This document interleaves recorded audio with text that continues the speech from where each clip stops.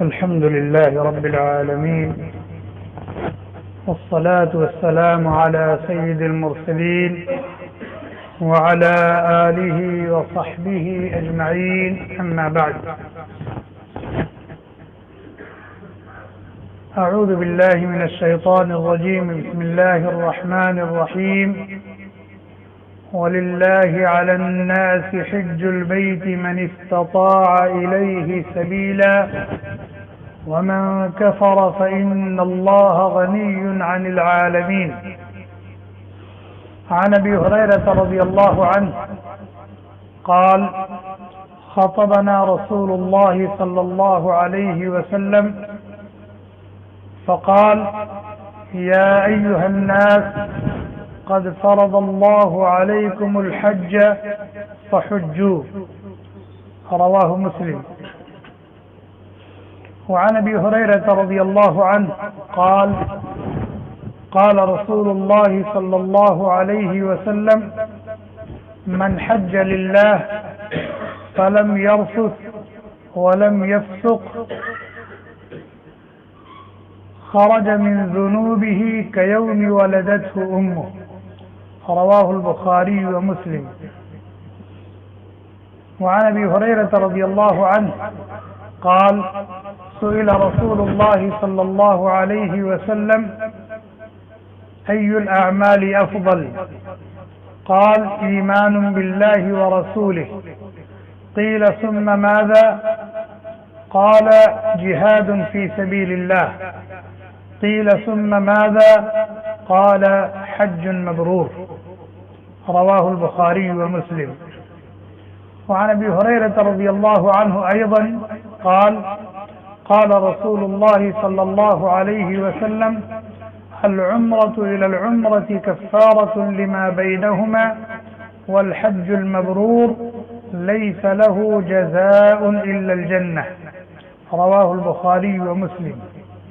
وعن علي رضي الله عنه قال: قال رسول الله صلى الله عليه وسلم: من ملك زادا وراحلة تبلغه إلى بيت الله فلم يحج فلا عليه أن يموت يهوديا أو نصرانيا. رواه الإمام أحمد في مسنده والترمذي. وقال رسول الله صلى الله عليه وسلم: من لم تمنعه من الحج حاجة ظاهرة أو سلطان جائر أو مرض حابس فلم يحج فليمت إن شاء يهوديا أو نصرانيا. رواه الدارمي. أو كما قال النبي صلى الله عليه وسلم. جن ایام سے ہم گزر رہے ہیں یہ ایام حج کہے جاتے ہیں، بلکہ اشہر حج کہے جاتے ہیں. اللہ تعالیٰ نے قرآن میں فرمایا: الحج اشہر معلومات. فریضہ حج کے لیے کچھ مخصوص مہینے ہیں. اللہ تعالیٰ کا یہ جو اہم ترین فریضہ ہے، یہ جس وقت چاہیں جب چاہیں کر لے نہیں، اس کے لیے کچھ مخصوص مہینے ہیں. اور وہ کون کون سے مہینے ہیں؟ شوال، ذی قعدہ اور ذی الحجہ کے 10 دن. شوال، ذی قعدہ، ذی الحجہ کے 10 دن، ان کو اشہر الحج کہا جاتا ہے. اسی کو قرآن میں فرمایا: اشہر الحج، الحج اشہر معلومات. حج اس کے لیے کچھ مخصوص مہینے ہیں.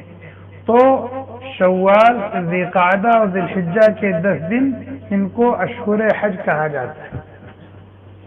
اور پھر ذی الحجہ کے جو 5 دن ہیں، ذی الحجہ کی 8ویں تاریخ، 9ویں تاریخ، 10ویں تاریخ، 11ویں تاریخ، 12ویں تاریخ، یہ 5 دن.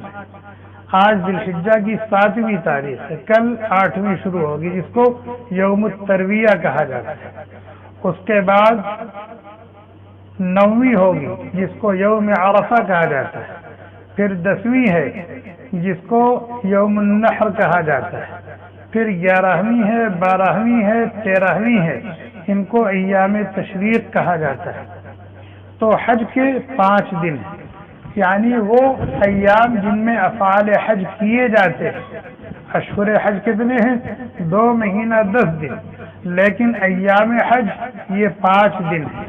یہ وہ 5 دن ہیں جن میں افعال حج کیے جاتے ہیں۔ چنانچہ تمام کے تمام حجاج جو پہلے سے حالت احرام میں ہیں، جیسے مفرد ہے جس نے صرف حج کا احرام باندھا، یا قارن ہے جس نے حج اور عمرے کا ایک ساتھ احرام باندھا، یا متمتع ہے جو کل حج کا احرام باندھے گا 8ویں تاریخ کو، کل 8ویں تاریخ کو یہ سب کے سب مینا میں پہنچ جائیں گے۔ کل یہ سب کے سب مینا میں پہنچ جائیں گے اور پھر مینا میں ظہر، عصر، مغرب، عشاء، فجر یہ 5 نمازیں پڑھیں گے۔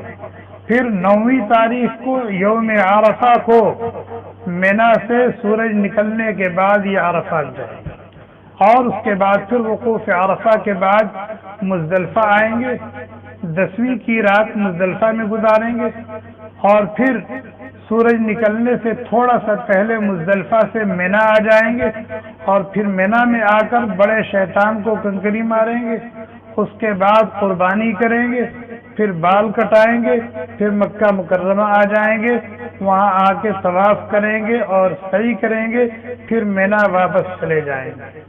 یہ 5 دن ہیں جن میں حج کے افعال کیے جاتے ہیں۔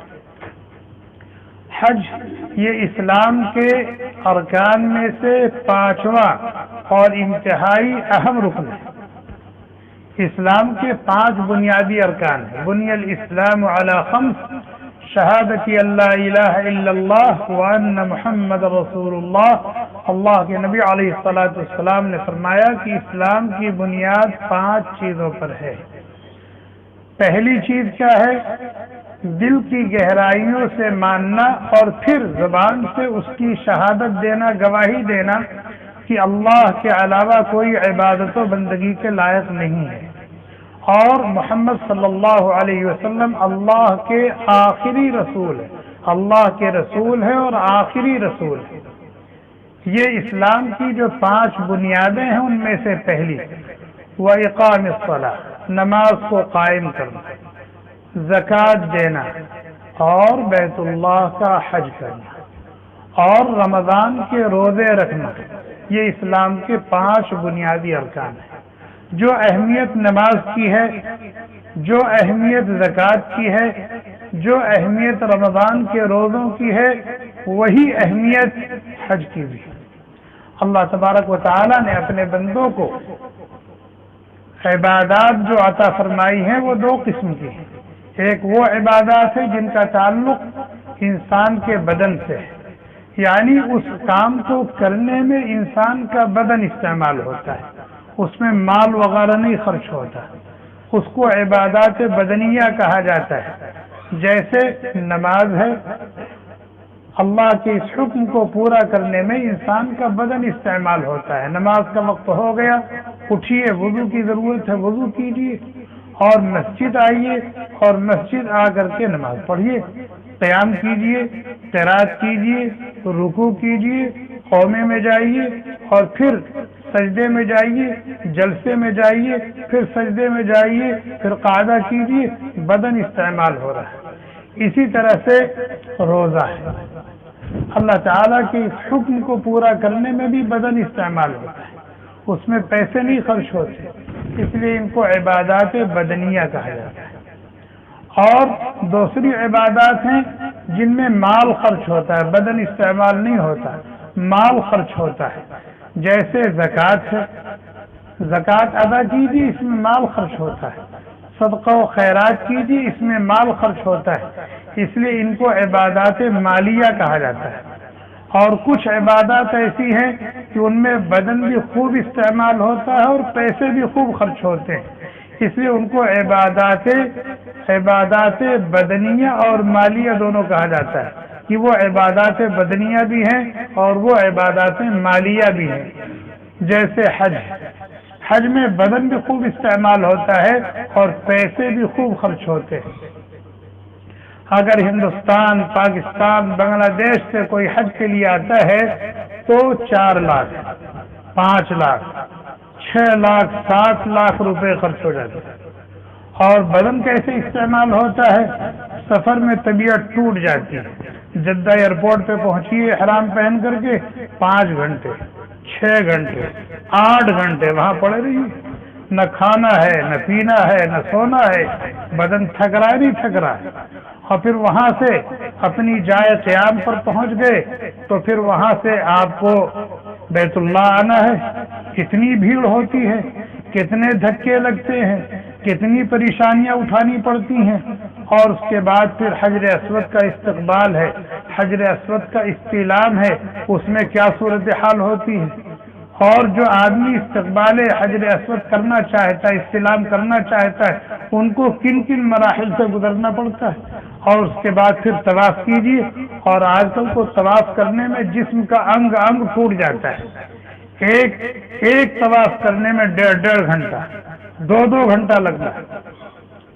اسی طریقے سے پھر جا کر صفا مروہ کی سعی کیجیے، اور ابھی سکون سے بیٹھنے بھی نہیں پائے تھے کہ مینا چلیے، اور پھر مینا سے عرفات چلیے، عرفات سے مزدلفہ آئیے، مزدلفہ میں کھلے آسمان کے نیچے رات گزاریے، اور پھر مزدلفہ سے مینا آ جائیے، اور مینا آگے بیٹھیے نہیں، جمرہ عقبہ پہ جائیے، رمی کیجیے، وہاں سے بھی فارغ ہی ہوئے تھے، جا کے قربانی کیجیے، وہاں سے فرصت ملی تھی بال کٹائیے، اور پھر بیٹھیے نہیں، مکہ جائیے، طواف زیارت کیجیے، اور طواف سے فارغ ہوئے سعی کیجیے، اور سعی کر کے فارغ ہوئے پھر مینا پہ چلیے، مینا میں قیام کیجیے، پھر دوسرے دن تینوں جمرات کی رمی کیجیے، پھر مینا میں قیام کیجیے، تیسرے دن تینوں جمرات کی رمی کیجیے۔ پیسے کتنے خرچ ہوئے تھے؟ 4 لاکھ 5 لاکھ 6 لاکھ، اور بدن کتنا استعمال ہو رہا ہے۔ اس لیے یہ ایسی عبادت ہے جو عبادت بدنیہ بھی ہے اور عبادت مالیہ ہے، یعنی مال اور بدن دونوں کا مجموعہ ہے۔ اسی طریقے سے جہاد فی سبیل اللہ، یہ بھی ایک ایسی عبادت ہے جس میں مال بھی خوب خرچ ہوتا ہے اور بدن بھی استعمال ہوتا ہے، اور اتنا استعمال ہوتا ہے کہ اگر اس کے مقدر میں سرخ روئی لکھی ہوئی ہے تو پھر اپنی جان آفری کے حوالے کر دیتا ہے، بدن اتنا استعمال ہوتا ہے۔ تو یہ 2 عبادتیں ایسی ہیں جو مال اور بدن دونوں کا مجموعہ ہے، اس لیے ان کو عبادت بدنیہ بھی کہا جاتا ہے، عبادت مالیہ بھی کہا جاتا ہے۔ تو میں یہ عرض کر رہا تھا کہ اسلام کے بنیادی ارکان میں اہم ترین رکن کیا ہے؟ حج بیت اللہ۔ اللہ تعالیٰ فرماتے ہیں وَلِلَّهِ عَلَى النَّاسِ وَلِلَّهِ عَلَى النَّاسِ حِجُّ الْبَيْتِ، اللہ کی رضا کے لیے، اللہ کی رضا کے لیے، اللہ کا حکم سمجھ کر، اللہ ہی سے اجر و ثواب کا امیدوار بن کر بیت اللہ کا حج یہ فرض ہے ان لوگوں پر جن کے اندر اس کی استطاعت۔ نماز فرض کی، اقیم الصلاۃ، نماز کو قائم کیجیے، یہاں للہ نہیں کہا۔ حج فرض کیا، یا ایھا الذین آمنوا کتب علیکم الصیام، اے لوگوں تم پر روزے فرض کر دیے گئے، یہاں کہیں للہ نہیں کہا۔ اسی طرح سے زکوٰۃ فرض کیا، کہا آتوا الزکاۃ، زکوٰۃ ادا کیجیے، یہاں کہیں للہ نہیں کہا۔ لیکن حج فرض کر رہے ہیں تو حج کو فرض بعد میں کر رہے ہیں، للہ پہلے لگا رہے ہیں۔ للہ علی الناس، اللہ کے لیے لوگوں پر حج فرض ہے۔ یہ قید کیوں لگائی؟ اس لیے کہ بنسبت نماز کے، بنسبت روزوں کے، بنسبت زکوٰۃ کے، حج میں ریا کا زیادہ احتمال ہے، حج میں ریا کا زیادہ احتمال ہے۔ آج دیکھیے جو حاجی حج کے لیے نکلتا ہے تو جب سے اس کی منظوری آ گئی، جب سے منظوری آ گئی کہ حج کرنے جا رہے ہیں، تو دیکھیے اس کے اس سفر حج کا کتنا ڈھڈورا پیٹا جاتا ہے۔ پہلے ہی دن سے منظوری آ گئی، سب کو فون کر کے بتا دیا کہ بھئی میری حج کی منظوری آ گئی، میری حج کی منظوری آ گئی، یہیں سے ریاکاری شروع ہو جاتی ہے۔ اور پھر جب سفر پر نکلنا ہے تو پھر گاڑیاں بک ہوتی ہیں، اور تمام رشتہ داریوں میں جانا ہوتا ہے۔ اللہ کے بندے نماز پڑھنے مسجد میں آ رہے تھے، اتنی اہم ترین عبادت ہے تو لوگوں سے مل جل کر کے کیوں نہیں آتے؟ لیکن حج کرنے جا رہے ہیں تو گاڑی بک ہے اور پورا گھر بیٹھ کر کے دوست احباب کے ساتھ رشتہ داری دوست یہاں جاتے ہیں، تو میں حج کرنے جا رہا ہوں، میں حج کرنے جا رہا ہوں، میں حج کرنے جا رہا ہوں۔ اور ایک رسمی لفظ کہتے ہیں، کیا رسمی لفظ کہتے ہیں؟ کہا سنا معاف کیجیے گا، میں حج کرنے جا رہا ہوں، کہا سنا معاف کیجیے گا۔ یہ جو کہا سنا معاف کیجیے گا وہ یہیں تک ہے بس، یہ اس لیے کہ صرف کہا سنا تو ہے نہیں، نہ جانے کتنے حقوق مار کے بیٹھے ہوئے، اور بغیر ان حقوق کو واپس کیے ہوئے تھوڑی معافی مکمل ہوتی ہے۔ بہرحال اور اس کے بعد پھر دیکھ چڑھتے ہیں اور دعوتیں ہوتی ہیں، کھلایا جا رہا ہے، پلایا کیوں بھائی؟ فلاں سیٹ صاحب حج کرنے جا رہے ہیں، فلاں صاحب حج کرنے جا رہے ہیں، اور ویڈیو بنتی ہے اور سہرے چڑھائے جاتے ہیں اور اخبارات میں نشر ہوتے ہیں، اور جو اور بڑا ہوتا ہے تو پھر ریڈیو پر اور ٹیلی ویژن پر بھی وہ نشر ہوتا ہے کہ فلاں صاحب حج کرنے جا رہے ہیں۔ اور اس کے بعد جب سفر پر روانہ ہوئے تو پھر پورا ایک گاؤں اکٹھا ہوتا ہے کہ آج فلاں صاحب حج پر جا رہے ہیں۔ اکٹھا نہیں ہوتے تو اکٹھا کیے جاتے ہیں کہ فلاں صاحب جب حج پہ جا رہے تھے تو ان کو رخصت کرنے کے لیے 1200 کا مجمع تھا، 1000 لوگ اکٹھا ہوئے تھے۔ اور اس کے بعد پھر اگر ٹرین سے آ رہے ہیں تو پھر عجیب منظر ہوتا ہے، ایئرپورٹ تک آئے تو عجیب منظر ہوتا ہے، بہرحال آ گئے۔ اور جب حج کر کے گئے ایئرپورٹ پر اترے تو وہاں استقبال میں ہزاروں کا مجمع ہے، اور اس کے بعد سہرے پہ سہرا ڈالا جا رہا ہے، سہرے پہ سہرا ڈالا جا رہا ہے، اور پھر کیسی خرافات، یہ سب ریا ہے، یہ سب ریاکاری، نام و نمود، دکھاوا اور شہرت ہے، اور اس سے عبادت اکارت ہو جاتی ہے، اس سے عبادت اکارت ہو جاتی ہے۔ اس لیے اللہ تعالیٰ نے حج کی فرضیت کو بعد میں بیان کیا، حج کے اندر اخلاص شرط ہے، اس کو پہلے ذکر کیا۔ للہ علی الناس، اللہ کی رضا کے لیے، اللہ کی خوشنودی کے لیے حج فرض ہے، بیت اللہ کا حج فرض ہے لوگوں کو، اس لیے اس کا بہت زیادہ اہتمام کرنا چاہیے۔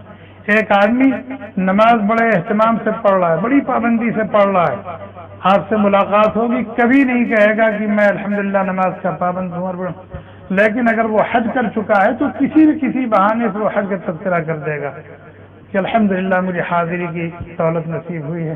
ہمارے شیخ ایک جملہ کہا کرتے ہیں کہ بھائی وہ دیکھو فلاں صاحب آئے ہوئے ہیں، وہ جو میں تیسرے حج میں جو سراہی لایا تھا نا، اس میں جو پانی ہے وہ لا کے پلا دو حضرت کو۔ ایک لفظ میں اس نے بتا دیا کہ میں نے 3 حج کیے ہیں۔ یہ ریاکاری اس لیے اللہ تعالیٰ نے للہ علی الناس پہلے اپنی زکوٰۃ ادا کر رہا ہے، نمازیں پڑھ رہا ہے، کسی کا تذکرہ نہیں، لیکن حج کا تذکرہ کسی نہ کسی بہانے سے وہ کر دے گا کہ میں نے اتنے حج کیے، میں نے اتنے الحمدللہ۔ یہ مفتی صاحب کی گاڑی دیکھ رہے نا، یہ 10 مرتبہ مکہ مکرمہ گئی، کیا بتانا چاہتے ہیں؟ یعنی میں نے 10 حج کیے ہیں یا 10 عمرے کیے ہیں۔ تو کسی نہ کسی طریقے سے شیطان لنگی مار دیتا ہے، اور اتنی محنت اور مشقت سے کی ہوئی اور اتنا پیسہ خرچ کر کے کی گئی عبادت کو غارت کر دیتا ہے۔ حج فرض کس پر ہے؟ حج فرض کس پر ہے؟ اللہ تعالیٰ فرماتے ہیں من استطاع الیہ سبیلا، جو وہاں تک پہنچنے کی استطاعت رکھتا ہو۔ حضرت انس رضی اللہ تعالی عنہ نے نبی کریم صلی اللہ علیہ وسلم سے پوچھا کہ یہ سبیل کیا چیز ہے؟ من استطاع الیہ سبیلا، یہ سبیل کیا چیز ہے؟ سبیل سے کیا مراد ہے؟ تو حضرت نے فرمایا دیکھو حج فرض ہے اس شخص پر جو مسلمان ہو، عاقل ہو یعنی بچہ نہ ہو، بالغ نہیں، مسلمان ہو، عاقل ہو یعنی پاگل نہ ہو، مجنون نہ ہو، اس لیے کہ اگر پاگل اور مجنون ہے تو اس پر حج فرض نہیں۔ بالغ یعنی بچہ نہ ہو، اگر بچہ ہے تو اس پر حج فرض نہیں ہے، لیکن اگر بچہ حج کرے گا تو اس کا حج صحیح ہوگا اور قبول ہوگا، لیکن اس کے اوپر حج فرض نہیں، چاہے وہ کتنا مالدار کیوں نہ ہو۔ تو تیسری شرط کیا ہے؟ بالغ ہو. پہلی شرط مسلمان ہو، دوسری شرط عاقل ہو، تیسری شرط بالغ ہو، چوتھی شرط غلام نہ ہو، آزاد ہو. اب غلام آزاد اس وقت سمجھ میں نہیں آئے گا، اس لیے کہ غلاموں کا سلسلہ ختم ہو گیا. 4 شرط ہو گئی. 5ویں شرط صحیح البدن ہو. صحیح البدن ہو. صحیح البدن کا مطلب یہ کہ سفر کی قدرت اس کے اندر. ایک آدمی اس کا سر سے پیر تک فالج پڑا ہوا ہے، وہ کیا سفر کرے گا؟ سر سے پیر تک فالج پڑا ہوا، کیا سفر کرے گا؟ ایک آدمی ہے اس کی آنکھیں ہی نہیں ہیں، وہ کیا سفر کرے گا؟ ایک آدمی ہے اس کے دونوں پیر نہیں ہیں، وہ کیا سفر کرے گا؟ تو صحیح البدن ہو یعنی سفر کے لائق ہو، سفر کر سکتا ہو. یہ 5ویں شرط ہے. اور 6ٹھی شرط کیا ہو؟ اس کے پاس بیت اللہ تک جانے کے لیے سواری ہو یا سواری کا کرایہ ہو. سواری ہو، اپنی سواری ہو، جیسے پہلے لوگ اونٹ پر، گھوڑے پر، گدھے پر، خچر پر، یا اگر قریب ہے تو آدمی پیدل جا سکتا ہے. یا تو سواری اس کے پاس اپنی ہو یا پھر سواری کا کرایہ ہو. اور پھر دوران سفر اور وہاں قیام کے دوران اور حج کر کے واپس آنے تک کے جو اس کی ضروریات ہیں، مصارف ہیں، اس کا بندوبست اس کے پاس.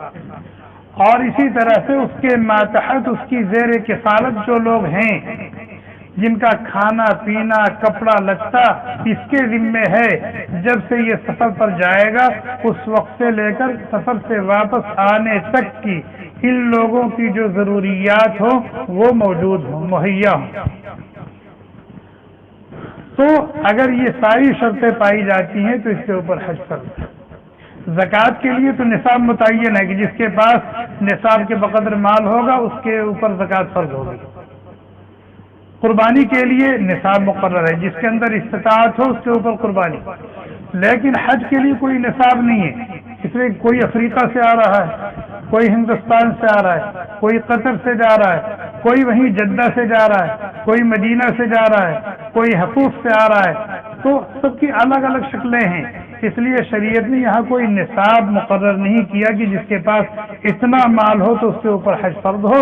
بس ایک ضابطہ دے دیا کہ جو آدمی صحیح البدن ہو، بیت اللہ تک جانے کے لیے سواری یا سواری کا کرایہ ہو، اور جانے وہاں رہنے اور واپس آنے تک کے اخراجات اس کے پاس ہوں، اور اتنی مدت کے لیے اس کے زیر کفالت جو لوگ ہیں ان کا کھانا پینا کپڑا لتا کا بندوبست ہو، اس کے اوپر حج فرض ہے. اس کے اوپر حج فرض ہے. وَلِلَّهِ عَلَى النَّاسِ حِجُّ الْبَيْتِ مَنِ اسْتَطَاعَ إِلَيْهِ سَبِيلًا. آگے کیا فرمایا؟ وَمَنْ كَفَرَ اور جو شخص حج کے فرض ہونے کے باوجود حج نہ کرے، حج فرض ہونے کے باوجود حج نہ کرے، فَإِنَّ اللَّهَ غَنِيٌّ عَنِ الْعَالَمِينَ. اے اللہ کو ایسوں کی کوئی پرواہ نہیں. اللہ کو ایسوں کی کوئی پرواہ نہیں. ایسوں کی کوئی پرواہ نہیں کیا مطلب؟ اللہ کو ایسوں کی کوئی پرواہ نہیں، اس کا مطلب کیا ہے؟ چاہے وہ یہودی بن کے مرے، چاہے وہ عیسائی بن کے مرے، اللہ کو ایسے کی کوئی پرواہ نہیں. بھلے اپنے آپ کو مسلمان سمجھتا ہے لیکن حج اس کے اوپر فرض ہے اور حج نہیں کر رہا ہے، اللہ کو اس کی کوئی پرواہ نہیں ہے یہ یہودی بن کر کے مرے یا عیسائی بن کر کے مرے. حضرت علی رضی اللہ تعالی عنہ کہتے ہیں کہ نبی کریم صلی اللہ علیہ وسلم نے ارشاد فرمایا، من ملک زادا وراحلۃ، جس کے پاس سواری ہو یا سواری کا کرایہ ہو اور سفر کے اخراجات ہوں اور پھر وہ حج نہ کرے، فلا علیہ ان یموت یہودیا او نصرانیا، تو اللہ کو اس کی کوئی پرواہ نہیں وہ یہودی بن کر کے مرے یا عیسائی بن کر کے. یہ سوء خاتمہ کا اندیشہ ہے. کیا کہ جو آدمی حج فرض ہو اور حج نہ کرے اس کے سوء خاتمہ کا اندیشہ ہے کہ ہو سکتا ہے جاتے جاتے وہ اسلام کو ایمان کو چھوڑ کر کے جائے. دیر ہو جائے گی، ورنہ اگر آپ توجہ دیں تو ایک بات بتاؤں. اگر ایک آدمی نماز نہیں پڑھتا، جان بوجھ کر کے نماز چھوڑتا ہے، تو اس کے بارے میں کیا وعید ہے؟ من ترک الصلاۃ متعمدا فقد کفر، جس شخص نے جان بوجھ کر نماز چھوڑ دیا وہ کافر ہو گیا. یہ حدیث بخاری شریف کا حدیث ہے. جس شخص نے جان بوجھ کر نماز چھوڑ دیا وہ کافر ہو گیا. اور ایک حدیث میں فرمایا الفرق بین الایمان والشرک بین العبد والشرک ترکہ الصلاۃ، کہ ایمان اور شرک کے درمیان جو چیز فصل کرنے والی ہے وہ کیا ہے؟ نماز. اگر آدمی نے نماز چھوڑ دیا تو وہ مشرک سے جا ملا، شرک کے قریب ہو گیا. تو یہاں نماز میں سستی کرنے والوں کو کافروں والا عمل یا شرک کے قریب قرار دیا، اور حج میں سستی کرنے والا، حج نہ کرنے والا، اس کے یہودی اور عیسائی ہونے کی وعید سنائی گئی. نماز آدمی جان بوجھ کر کے چھوڑتا ہے تو کہا جا رہا ہے یہ کفر سے مل گیا، یہ مشرکین کی جماعت میں شامل ہو گیا. اور اگر آدمی حج نہیں کرتا ہے تو کہا گیا کہ یہ یہودیوں کی جماعت میں شامل ہو گیا، یہ عیسائیوں کی جماعت میں شامل ہو گیا. یہ فرق کیوں ہے؟ اس وجہ سے کہ زمانے جاہلیت میں کفار اور مشرکین نماز نہیں پڑھتے تھے، سجدہ نہیں کرتے تھے اللہ کے لیے، لیکن حج پابندی سے کرتے تھے. حج پابندی سے کرتے تھے، اللہ کے لیے سجدہ نہیں کرتے تھے، سجدہ بتوں کے لیے کرتے تھے. اس لیے فرمایا کہ جس نے اللہ کے لیے سجدہ نہیں کیا تو وہ کس کے قریب ہو گیا؟ ان کے لیے ان کے قریب ہو گیا جو اللہ کو سجدہ نہیں کرتے، بتوں کو سجدہ کرتے، ان کے قریب ہو گیا.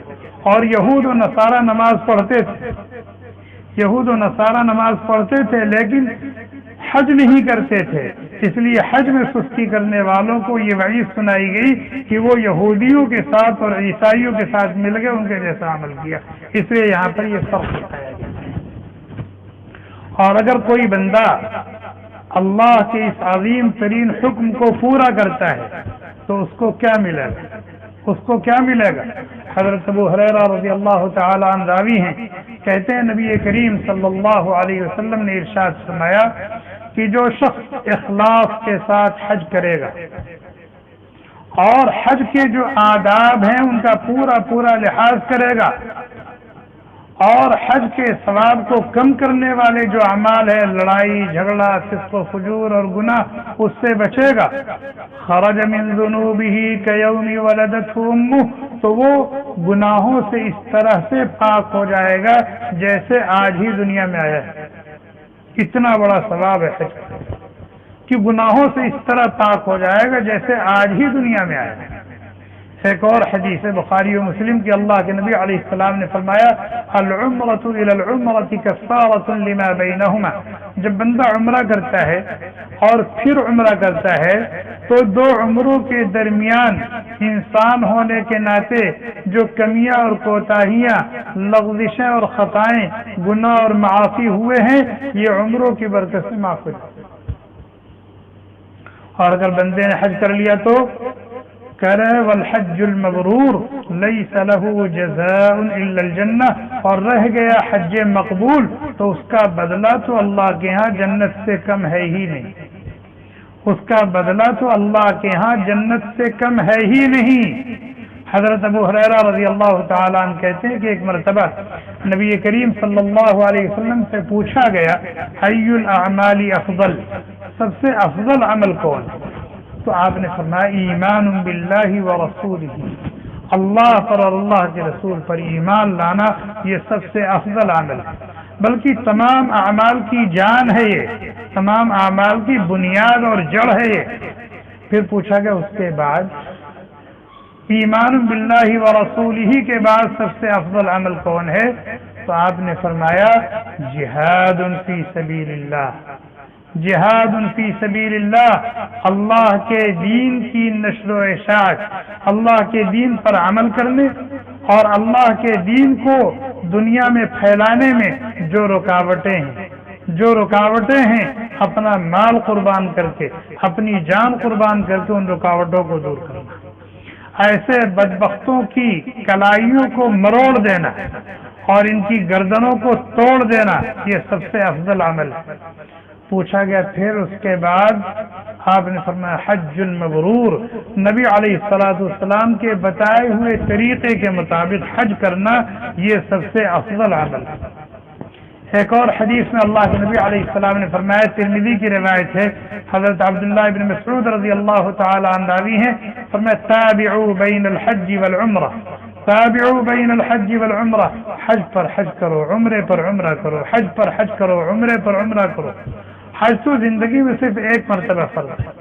اگر کوئی آدمی ارب پتی ہے، کھرب پتی ہے، ٹرب پتی ہے، پتہ نہیں کیا کیا پتی ہوتے ہیں، اور اس نے ایک مرتبہ حج کر لیا تو پھر اس کے ذمے سے فریضہ ساقط ہو گیا۔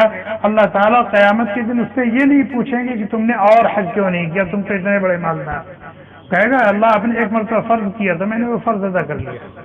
زندگی میں ایک مرتبہ حج فرض، جیسے 24 گھنٹے میں 5 مرتبہ نماز فرض ہے، پورے سال میں ایک مرتبہ رمضان کے روزے فرض ہے، پورے سال میں ایک مرتبہ زکوٰۃ فرض ہے، پورے سال میں ایک مرتبہ قربانی فرض ہے، پورے سال میں ایک مرتبہ صدقۃ الفطر فرض ہے، لیکن حج پوری زندگی میں صرف ایک مرتبہ۔ کیوں؟ بیت اللہ ایک ہی ہے نا۔ 24 گھنٹے میں نماز کے اوقات 5 مرتبہ آتے ہیں، اس لیے 5 نمازیں فرض ہیں، اور پورے سال میں رمضان ایک مرتبہ آتا ہے، اس لیے ایک مرتبہ روزہ فرض ہے، پورے سال میں نصاب پر سال ایک مرتبہ گزرتا ہے، اس لیے ایک مرتبہ زکوٰۃ فرض ہے۔ بیت اللہ ایک ہے، اس لیے زندگی بھر میں صرف ایک مرتبہ حج فرض ہے، اور اگر آدمی ایک سے زائد کرتا ہے تو یہ نفلی حج ہے، اس کا بڑا ثواب ہے۔ تو فرمایا حج پر حج کرو، عمرے پر عمرہ کرو، حج پر حج کرو، عمرے پر عمرہ کرو۔ کیا ملے گا ہم کو؟ کہتے ہیں دو سرٹیفکیٹ ملے گا۔ جب حج پر حج کرو گے، عمرے پر عمرہ کرو گے تو 2 سرٹیفکیٹ ملے گا۔ پہلا کیا ملے گا؟ انہما ینفیان الفقر والذنوب کما ینفی الکیر خبث الحدید والذہب والفضہ۔ 2 سرٹیفکیٹ ملے گا۔ ایک سرٹیفکیٹ تو اس چیز کا دیا جائے گا کہ تم اپنی زندگی میں اپنی بنیادی ضروریات سے متعلق کبھی پریشان نہیں ہوگے۔ فقر و تنگ دستی سے اللہ تعالیٰ حفاظت کا سرٹیفکیٹ دے دیتے۔ کیوں؟ جو پیسہ خرچ کرو اللہ کے راستے میں، اللہ کے گھر جانے کے لیے خرچ کر رہے ہو، تو اس کے بدلے میں اللہ تبارک و تعالیٰ تمہیں یہ سرٹیفکیٹ دیں گے کہ تم اور تمہاری اولاد زندگی میں کبھی بنیادی ضروریات کے تعلق سے محتاج نہیں ہوں گے، کسی کے سامنے ان کو ہاتھ نہیں پھیلانا پڑے گا۔ اور دوسرا کیا ہے؟ فرمایا ان اعمال کی برکت سے بندہ گناہوں سے اس طرح پاک ہو جاتا ہے جیسے سونا سونار کی بھٹی میں جاتا ہے تو پیور بن کر کے نکلتا ہے۔ لوہا اس پر زنگ آ گیا، لیکن جب لوہار اس کو بھٹی میں ڈالتا ہے اور نکال کر اس پر ہتھوڑے چلاتا ہے تو سارا زنگ میل کچیل دور ہو جاتا ہے اور لوہا بالکل صاف ہو جاتا ہے۔ فرمایا اسی طرح جب بندہ عمرہ کرتا ہے، حج کرتا ہے تو گناہوں سے بالکل پاک صاف ہو جاتا ہے، گناہوں سے بالکل پاک صاف ہو جاتا ہے، اور فقر سے اللہ تعالیٰ، فقر و تنگ دستی سے اللہ تعالیٰ اس کی حفاظت فرماتے ہیں، اور اس کو زندگی کی جو بنیادی ضروریات ہیں اس لائن سے کبھی پریشان نہیں ہوتی۔ حضرت آدم علیہ الصلوۃ والسلام کو اللہ تعالیٰ نے جب جنت سے اتارا تو کہاں اتارا تھا؟ کہاں اتارا تھا؟ کسی کو نہیں معلوم؟ متحدہ ہندوستان میں۔ متحدہ ہندوستان جب بولا جاتا ہے تو پاکستان، بنگلہ دیش، ہندوستان، سری لنکا، نیپال، برما، یہ متحدہ ہندوستان کہا جاتا ہے۔ یہ پورا ہندوستان تھا، پھر یہ ملک تقسیم ہوا، سری لنکا الگ بن گیا، برما الگ بن گیا، نیپال الگ بن گیا، بنگلہ دیش الگ بن گیا، پاکستان بن گیا۔ یہ طاقت ٹوٹ گئی، بکھر گئی۔ لیکن جب آدم علیہ الصلوۃ والسلام اس دنیا میں تشریف لائے تھے تو یہ پورا ہندوستان تھا۔ آدم علیہ الصلوۃ والسلام نے ہندوستان سے پیدل کتنے حج کیے؟ صرف 1000۔ کتنے؟ ہندوستان سے پیدل حج کیے ہیں 1000 حج کیے، بس زیادہ نہیں کیے۔ بتائیے کتنی بڑی قربانی ہے۔ یہ کون ہے؟ یہ آدم کون ہے؟ ہمارے باپ۔ سلسلے انسانیت کی پہلی کڑی ہیں. کہاں ہندوستان اور کہاں مکہ مکرمہ، اس وقت وسائل نہیں تھے، کسی بھی قسم کا کوئی ذریعہ نہیں تھا، حتیٰ کہ خچر اور گدھے اور اونٹ کی جو سواریاں تھیں وہ بھی میسر نہیں تھیں. 1000 حج پیدل کیے. اندازہ لگائیے حج کتنی بڑی عبادت ہے، حج کتنی بڑی عبادت ہے. ایک مرتبہ حضرت حج کر کے جا رہے تھے، آدم علیہ السلام حج کر کے جا رہے تھے، تو راستے میں فرشتے ملے. اور کون ملتا اس وقت راستے میں اور کون ملتا؟ آدمی کتنے سر ہوئے زمین پہ.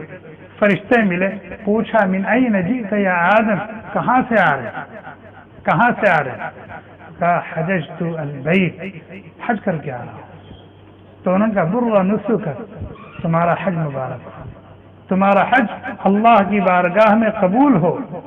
تم سے پہلے ہم بھی اسی گھر کا حج کیا کرتے تھے، تم سے پہلے ہم بھی اسی گھر کا حج کیا کرتے تھے، اسی گھر کا طواف کیا کرتے تھے. معلوم کیا ہوا کہ اگر کوئی شخص حج کرتا ہے، عمرہ کرتا ہے، تو وہ صرف آدم اور انبیاء کی سنت پر عمل نہیں کر رہا ہے بلکہ فرشتوں کی سنت پر بھی عمل کر رہا ہے. اس لیے کہ آدم علیہ السلام کے دنیا میں آنے سے پہلے اس گھر کا فرشتے حج کیا کرتے تھے، اس گھر کا طواف فرشتے کیا کرتے تھے. جب اس گھر کا طواف کرنے والے اس روئے زمین پر آ گئے تو پھر اب فرشتے طواف کرتے ہیں کس کا؟ بیت المعمور کا. وہ ان کا قبلہ ہے، وہ ان کی عبادت گاہ ہے، وہاں وہ نماز پڑھتے ہیں، وہاں اس کی عبادت کرتے ہیں. اور اس دنیا میں جتنے انبیاء آئے ہیں، 1.25 لاکھ انبیاء کرام، سوائے حضرت ہود اور حضرت صالح علیہ السلام کے، ان 2 پیغمبروں کو چھوڑ کر جتنے پیغمبر آئے ہیں سب نے بیت اللہ کا حج کیا ہے. جو جہاں بھی رہا ہے، دنیا کے جس کونے میں بھی رہا ہے، وہ وہاں پہنچا ہے اور اس نے بیت اللہ کا حج کیا ہے. حتیٰ کہ نوح علیہ السلام کی کشتی، نوح علیہ السلام کی کشتی جس پر نوح علیہ السلام اور ان کے 80-82 ساتھی سوار تھے طوفان نوح کے موقع پر، وہ 10 رجب کو ارمینیا سے روانہ ہوئی ہے. جب طوفان آیا ارمینیا سے روانہ ہوئی اور پہاڑوں کی طرح سیلاب کی موجوں سے ٹکراتی ہوئی، تھپیڑے کھاتی ہوئی مکہ مکرمہ پہنچ گئی. اللہ تعالیٰ کہتے ہیں وہی تجری بہم فی موج کالجبال، کہ یہ کشتی نوح علیہ السلام کو اور ان کے اصحاب کو لے کر کے اس عالمی سیلاب میں، طوفان میں، جن میں موجیں تھی، لہریں تھی، اس لیے کہ تو عذاب تھا، کوئی عام سیلاب تو نہیں تھا، وہ تو عذاب تھا، پوری دنیا اور دنیا کے لوگوں کو تباہ و برباد کرنے کے لیے مسلط کیا گیا تھا. تو کیا شکل نہیں ہوگی کہ کوئی پہاڑ ایسا نہیں تھا جس کی چوٹی ڈوب نہ گئی ہو پانی سے. آج کتنے اونچے اونچے پہاڑ، کوئی پہاڑ اس روئے زمین پر ایسا نہیں تھا کہ جس کا سر اور جس کی چوٹی کے اوپر پانی نہ چلا گیا. نوح علیہ السلام نے جو اپنے بیٹے کنعان سے کہا ارکب معنا، آپ ہمارے ساتھ کشتی میں سوار ہو جاؤ، اور کشتی میں سوار ہونے کے لیے اسلام شرط، ایمان لے آؤ، کشتی میں سوار ہو جاؤ. اس نے کہا نہیں، میں پہاڑ کی چوٹی پر چلا جاؤں گا، وہاں کہاں پانی پہنچے گا. نوح علیہ السلام نے کہا لا عاصم اليوم من امر اللہ، آج کے عذاب سے کوئی تم کو نہیں بچا سکتا. یہ بات ہو ہی رہی تھی کہ ایک موج آئی اور گھاٹ سے لے کے چلی گئی. بہرحال نوح علیہ السلام کی کشتی مکہ مکرمہ پہنچی. 10 رجب کو یہ لوگ روانہ ہوئے، مکہ مکرمہ پہنچی تو اس نے بیت اللہ کے 7 چکر لگائے. یہ حدیث میں بیت اللہ کے 7 چکر اس نے لگائے، اور 7 چکر لگا کر کے پھر وہ چلی اور شمالی عراق جودی پہاڑ پر جا کر کے وہ ٹھہری. کس تاریخ کو؟ 10 محرم کو. 10 رجب کو یہ لوگ سوار ہوئے تھے کشتی میں، اور پھر 10 محرم کو جودی پہاڑ پر جب کشتی جا کر ٹھہری ہے، وہاں نوح علیہ السلام اپنے ساتھیوں کو لے کر کے اترے. میں یہ عرض کر رہا تھا کہ بہت بڑی عبادت ہے. جن لوگوں کو اللہ تعالیٰ نے اس شرف سے مشرف فرما دیا وہ بہت خوش نصیب ہے. انہیں اللہ کا شکر گزار ہونا چاہیے اور مزید توفیق مانگنی چاہیے کہ اللہ پھر بلا لے، اللہ پھر بلا لے اور بار بار بلا لے. اور جو لوگ اب تک اس شرف سے محروم ہیں، یہاں سے تو بہت آسانی، اب تھوڑا سا مشکل ہو گئی، لیکن آج سے 2-4 سال پہلے تک تو بہت ہی آسانی، 2,000-2,500 میں حج ہوتا تھا، 2,000-2,500 میں حج ہوتا تھا۔